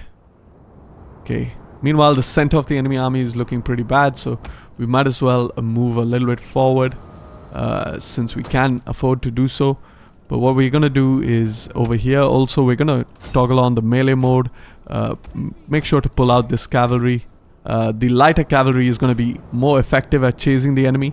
Since this unit is wavering, we're going to keep chasing with the light cavalry. There we have it. Light cavalry is dishing out some serious damage. Once these guys stop, we're going to select our heavier cavalry so that our lighter cavalry doesn't take too much damage and charge over there. Meanwhile, these units are being effectively wiped out of the battlefield. Alright, keep charging. So we've taken care of all of the enemy cavalry with the exception, of course, of his general's unit. Very quick look to see the main force of our army. We want to quickly align it into position. Get this cavalry out there. You can go ahead, charge over here. Alright, we've gotten rid of that cavalry as well, which is great news. We've gotten rid of all of this cavalry. Once again, is great news. Let's just reposition our cavalry. A very, very, very good early phase of the battle. We lost very few troops. We lost about almost 20 troops, but for the most part, we have dealt with the enemy army. Enemy support troops, especially their cavalry, so they're already at a very significant disadvantage. So what we end up having over here is basically now a 20 stack versus a 17 stack. So that is of course going to be very good. We're just quickly going to line up over here, select pretty much these guys and quickly just run into position. Okay, next up, if I could, I would like to get rid of their archers, and I'm actually going to show you how I'm going to do that. So for now, we're just going to move these guys a little bit away from the battle because we're reaching the right limits of the battle, of course, the right hand side limits or the boundaries of the battle, and I don't want these guys to be caught out, you know, in a bad position and stuck in the corner. So pretty much just going to focus on that. So now we have our slingers in a little bit of an advanced position. We have the advantage over here. And of course, I am going to lock the formation with these guys so that they never move out of formation. And now what we're going to do with our slingers is we're going to focus on the enemy archers, of course. Do these slingers actually have shields? They do have shields. Okay. Good. So since they have shields, they will be able to deal with the archers, and we can just pull these troops behind, select all of the melee troops, and then move them forward. And now these slingers can start dealing with the enemy units, go out into the full formation, and the enemy should try to move towards me. But more importantly, we're going to use our slingers to hit their missile units. Missile units are withdrawing. That's fine. Make sure to select all of these units. Select all of these units up front. They can go a little bit faster, of course. And we're still in that skirmish phase. And we're just going to move our cavalry a little bit closer to maintain a menacing presence, so that these guys are not too confident in just charging against my whole army. And I don't really care. We're going to use our slingers. We're going to fight against this archer unit. Because we are going to have a significant advantage against this archer unit. In fact, we can even be a little bit bold as to get our peltastay across. Let's quickly move them up ahead. And there we have it. You know what I'm going to do? I'm actually going to focus fire on this unit. Let's focus fire on him. And now the advantage slingers have versus archers is, even though they are slightly inferior, the main thing is that they have a shield which kind of protects them from enemy archers. And very slowly we're going to check our peltastay units. And we are going to move them all the way up front over there. Get into range of the enemy units. And quickly move our troops behind. The men are wavering.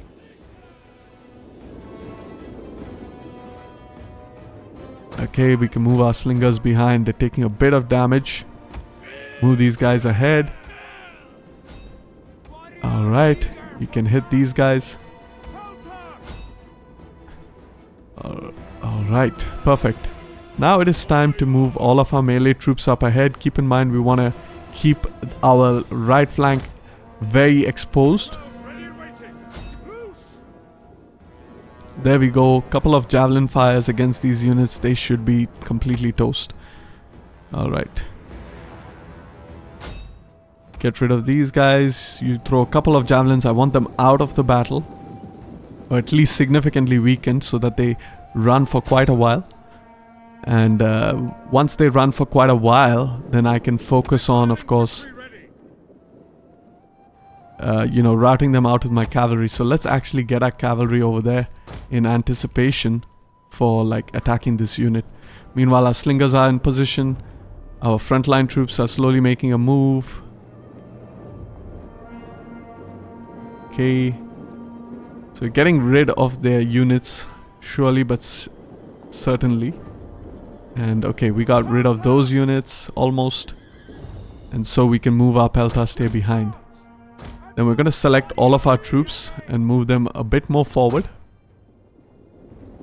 And now I like doing this simultaneously, so as you can see the movement is not that restricted. And then we're going to move all of these guys here and toggle on the fire at will.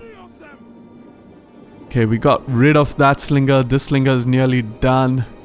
And now we can just pretty much move up our hoplite units all the way up front. Move up our axemen over there. Move up these axemen over here. And as you can see, these guys are now getting hit on their shielded side, which is kind of nice. So very soon we're going to enable, the hoplite formation. So let's actually enable it so that they take even less damage from the missile fire. Meanwhile, that archer is done. So let's actually focus on the slinger unit over there, or the skirmisher unit over there. Now, since these guys are in hoplite formation, let's move up ahead. We can move quick so that we kind of dissuade these guys from, firing their javelins against us. And once we move up quick, we're gonna increase our formation width. And these guys can go into defensive formation. 1, 2, defensive formation. Should be fine. One of our units has used all its ammunition. All right.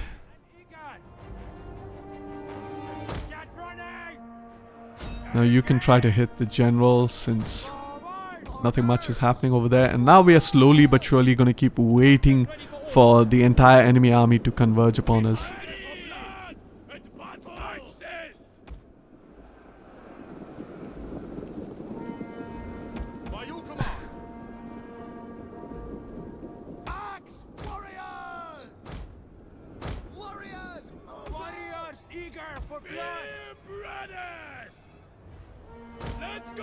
Turn around our spearmen so that they don't get hit in the flank, of course. We're waiting for the whole army to kind of commit over here.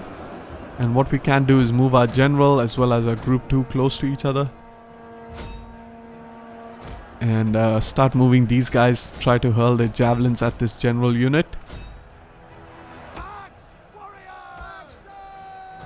Now you can pretty much try to stop this unit from getting too close to me. Meanwhile, our skirmishers can come somewhere over here. One of our units has used all its ammunition.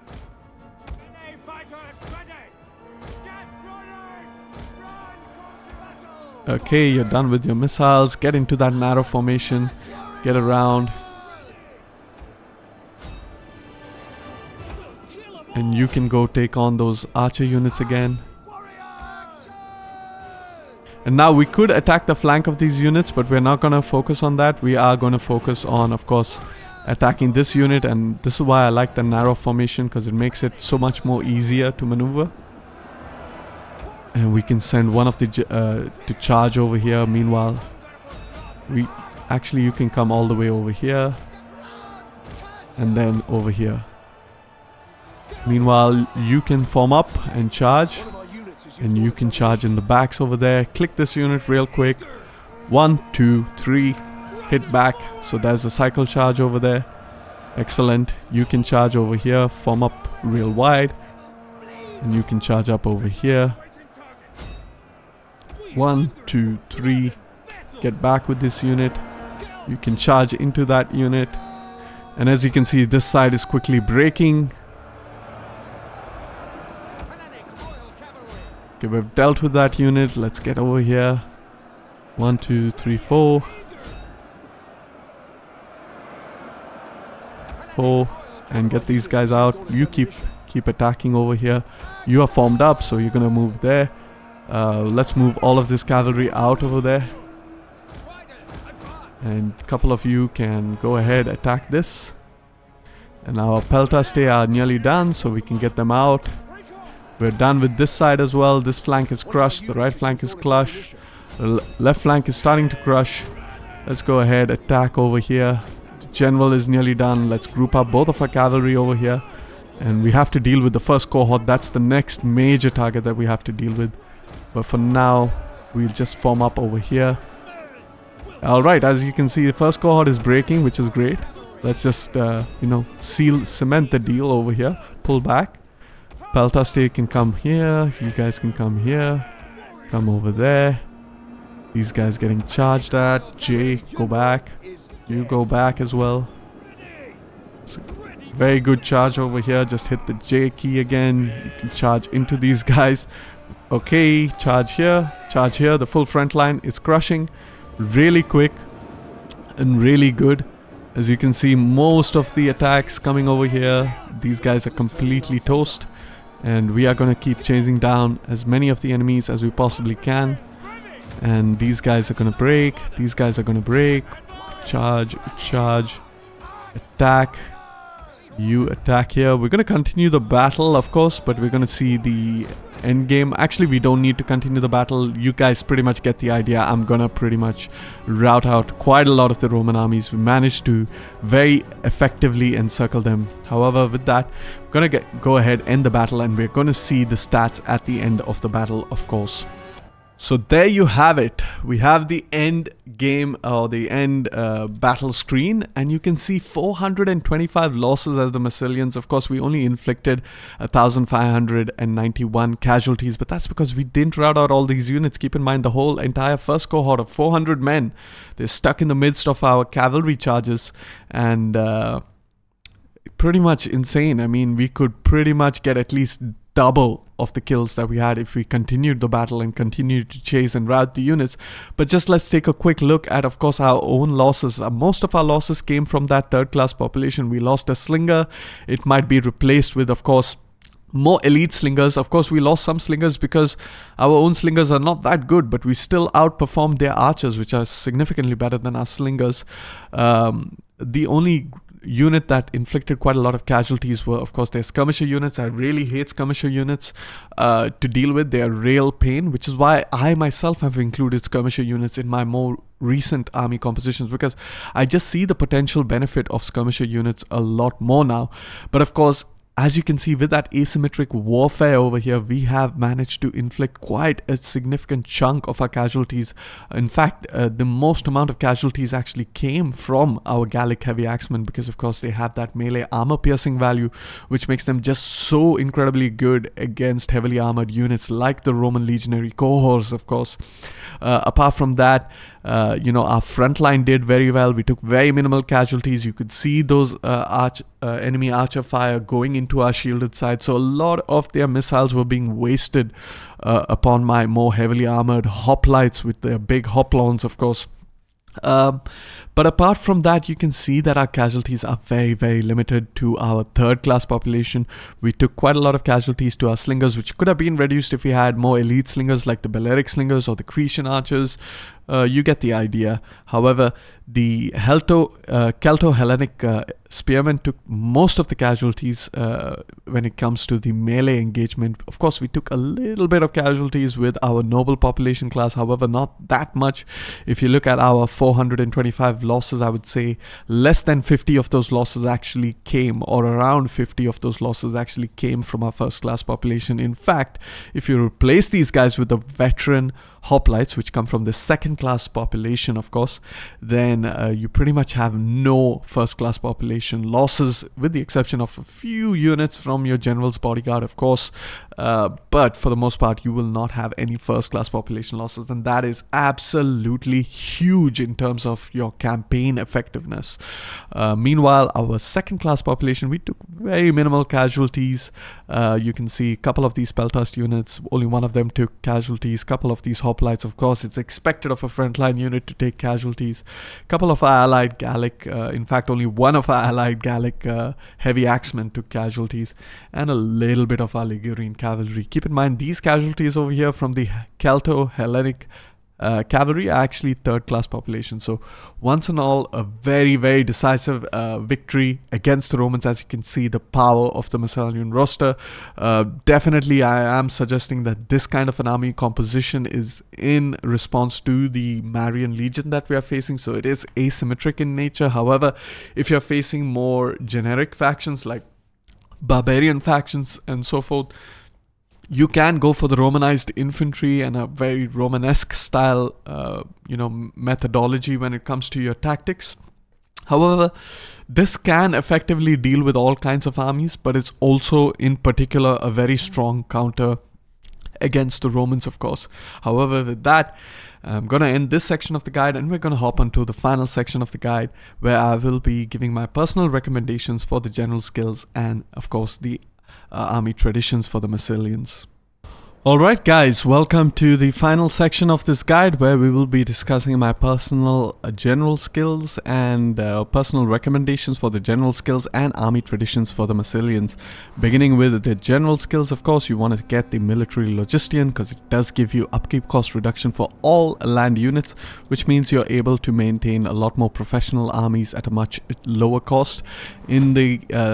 In the campaign in mind, of course, your major expenditure is going to come from your army upkeep, of course, so getting a 15% reduction to your army upkeep is in effect getting a 15% benefit to your net income. Next up, you want to get the military conscriptor. This is really good ability to have, because it gives 15% replenishment rate for all units, which allows you to maintain your offensive momentum, replenish your units a lot faster, and therefore you will be able to keep the pressure on the enemy. Next up, you have a very balanced army, so I would say go for the ferocious warrior, and then upgrade your trained swordsman, your skilled cavalryman, as well as your experienced archer. Your experienced archer itself gives you a +9 missile damage inflicted by all missile units, increased missile attack range, which is also very useful, and most importantly, +9% shots per minute for all of your units. So as you can see, for example, a slinger unit, we don't have a slinger unit unfortunately, but okay, let's take a look at, of course, this javelin unit. This javelin unit has a shots per minute as 6, but right now the shots per minute is 7, which is quite a significant boost, of course. Next up, for the cavalry, of course, if you get the skilled cavalryman, you get +9 charge bonus and +9 melee attack and +9% melee defense skill, and once again you get that +9 shots per minute rate for all cavalry units. Now all units which comes from the experienced archer also affects your cavalry, so if you take a look at a cavalry, they will have really high shots per minute. Over here you can see originally the Gallic light cavalry had 5 shots per minute, but now it has 7 shots per minute. So that's actually boosting your damage per second, or your DPS value of your missile units, of course. And lastly, of course, you want to get the trained swordsman, because that actually improves the melee attack skill and defense skill for all of your infantry units. So as you can see, your hoplites over here, they start out with 7 melee attack and 15 melee defense. However, right now they have 18 melee attack and 18 melee defense. So that is really significant, considering we have actually bumped up their stats to a upper middle population class 2 unit. Next up, for your general skills, you want to go for, of course, your commander of men, and we can just level these up since they don't really matter. And you have a lot of choices over here. You can either go for the Dread Commander that gives minus 15 morale for all enemy units, which is quite useful if you want to break the enemy units really quickly. On top of that, you get the ability of Warcry, which further reduces the morale of the enemy army. So, it's quite nice, but more importantly, in my opinion, I do like the movement speed for all of my units, because I do want to have a lot more maneuverable units. As you can see, my speed of my cavalry for the most part is 6, and if you remember in the previous section, in the battle section, it was I was mainly limited because of the speed of my cavalry. I mean, we fought that battle extremely clinically, but it would have been even better if I'm able to move my cavalry a lot faster, and of course my hoplite is a lot faster. So maneuvering is really underrated as a as a stat in the game, but maneuvering pretty much means you can effectively deal with your enemy a lot quicker. You can engage the enemy a lot quicker, you can flank the enemy a lot quicker. There are quite a lot of things you can do at a much faster pace if you get that movement speed. So let's go ahead, get the movement speed increase, and there you have it. Now you can see my cavalry speed is at 7 as opposed to 6. My missile cavalry is at 9 as opposed to 8, and of course my hoplites have got slightly more speed, which is very important in my opinion. However, lastly, what you can get, and this has been one of my more recent favorites, is the Skilled Tactician, because the Skilled Tactician actually gives you battle rhythm ability. Now the battle rhythm ability is extremely powerful. You can only use it once in a battle, and that kind of makes sense because of just how powerful it is. Just to give you an idea, an Agrarian Axeman has an overall weapon damage of 35, of which 15 is armor piercing, 20 is base weapon damage. But once you enable the battle rhythm, then there are 4 phases of the effect. With the first phase, your melee attack and weapon damage slightly increases.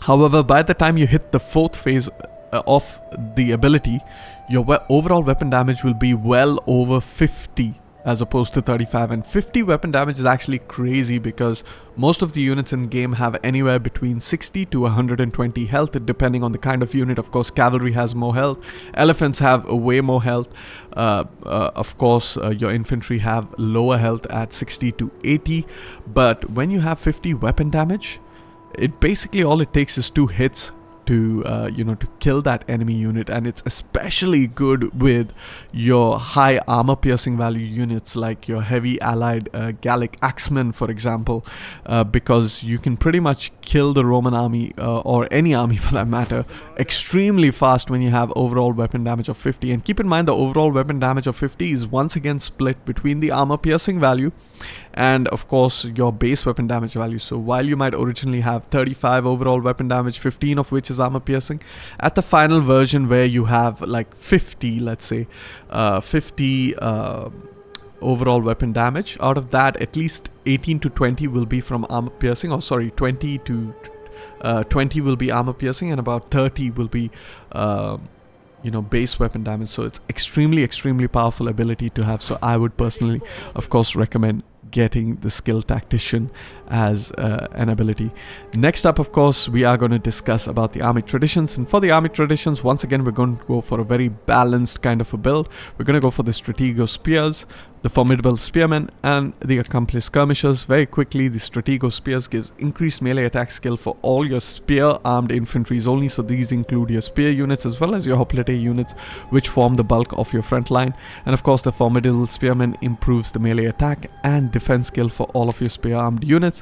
And of course, finally, you also want to get the Polis Defenders, which also increases the melee defense for all of your units. So very quickly, just taking a look at all of these 3 abilities, you can see originally our Massalian hoplites had 7 melee attack, 15 melee defense. Right now they have 9 melee attack, 21 melee defense, which is equal to a population class 1 unit. So that's just how powerful these abilities are. Next up, of course, you want to get the Hounds of Molossus, which is unlocked from the Formidable Spearmen, and this gives +3 melee attack or +9 melee attack at the maximum level for all of your units. So once again, it's affecting your hoplite. As you can see, we have 10 melee attack now, which is starting to get in the realm of better than elite units like your Spartan Royal Bodyguard, of course.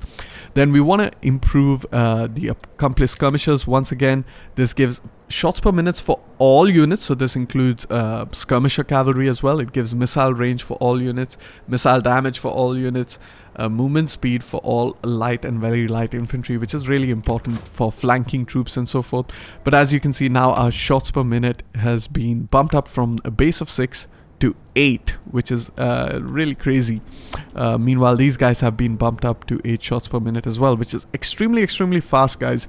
You might not really consider to be fast, but this is as fast as it gets. It's almost as fast. In fact, it's just as fast as your Cretan archers, which are supposed to be some of the fastest firing units in the game. And of course, if you apply this to Cretan archers, then they will be absolutely insane. And of course, what this means is that you will expend your ammunition a lot quicker. But that's fine, because you want to be able to dish out a lot of damage as quickly as possible. Because keep in mind, if my shots per minute is, let's say, 5 shots per minute, then it might take me, 3 to 4 minutes to get rid of an enemy unit. However, if my shots per minute is like, let's say, 8, then it might take me 2 to 3 minutes, right, to get rid of that unit. What this translates to is lesser casualties inflicted on my own troops, and also lesser fatigue that my own troops have to go through instead of trying to fight a grinding battle. After your accomplished skirmishers, you do get access to, of course, your cavalry masters. Now, your cavalry masters gives increased charge bonus for all cavalries, but more importantly, plus 6% to both your melee attack and melee defense skill for all of your cavalry units. This can really significantly buff up some of your very good cavalry units, like of course your heavy Massalian cavalry and of course your Celto-Hellenic cavalry, which will pretty much make them slightly better than average in terms of their weight class or their population class. Next up, from, of course, your Polish defenders, you want to get the Stalwart City Defenders. And now the Stalwart City Defenders gives you unlock to Indomitable Hoplite, which basically gives another plus 6 melee attack skill and plus 9 melee defense skill for all spear-armed units. So these are all spear-armed units, including Hoplite and Spearmen, like your Celto-Hellenic Spearmen, of course. But now you can see we have a 10 melee attack, almost 11 melee attack, with a melee defense of 23. So this right here is even better stat-wise in comparison to, of course, your Spartan Homoi or Hoplite. So definitely a good thing to have. And then finally, you have one last skill that you can get before you can get the Veteran Hoplites, which is the unique army tradition available for the Massilians. So if we get that as well, that basically another 9 melee attack for all Hellenic units and 9 melee defense for all Hellenic units. So once again, now your hoplites are absolutely beastly over here. So really good composition over here, very well rounded, very well balanced composition. And of course, among your final options, you have 3 options. You can get Keepers of this Peace, which basically gives 9 public order, which is kind of like the useful thing in this situation, because of course if you're fighting offensive battles, conquering settlements, then this kind of offsets the Massilian debuff, which gives increased unrest from the presence of foreign cultures, and you're surrounded by foreign culture, mind you. So that's one of the options you can go for. The other thing you can go for is, of course, Wall Breachers, which gives, minus 30 attritional losses when besieging, and that is especially if you're attacking wall settlements and you want to spend a couple of turns building up, of course, your siege equipment. Then this will reduce the amount of casualties you sustain during besieging that settlement. Next up, of course, you have the Inexorable Conquerors, which gives plus 9 morale for all units during battles in foreign territory. Quite useful, because most of the time you will be fighting in foreign territory, so it's applicable for most of the campaign. And of course, gives plus 30% to the number of battle captives, which is kind of nice to boost up your slave economy. But one of the things that I like is actually your frontier garrison, because it actually gives you campaign movement range. Now this is quite important the larger and larger you get as an empire. So for me personally, I mean, you wouldn't be wrong in selecting any of these. So it basically depends on the situation you're in and the kind of difficulties you're facing. But for me, I don't really struggle with public order. I also try to take the settlement within the first turn rather than spend several turns besieging it, since I am capable of taking it over within the first turn itself. Inexorable Conquerors is really good for, of course, the morale and, of course, capturing the battle settlements, but I have no problems maintaining my slave population, and certainly the morale bit is not really that important for me because, as you saw in the previous section, I'm very decisive and clinical in the way I fight my battles.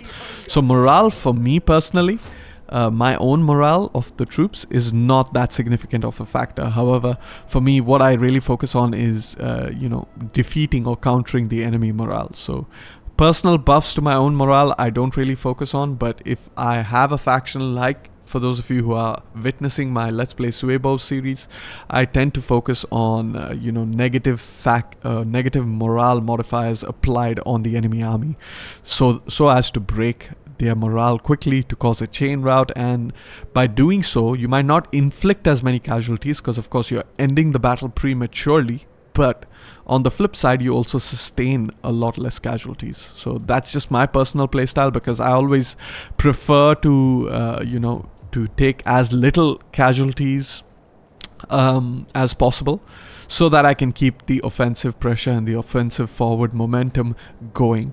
So if I were to give you an example, let's say I fight a battle and I took 10% casualties of my army, so considering my army size is 3,000 and I took 10 casualties, which means around 300 casualties, but I managed to wipe out only half the enemy army.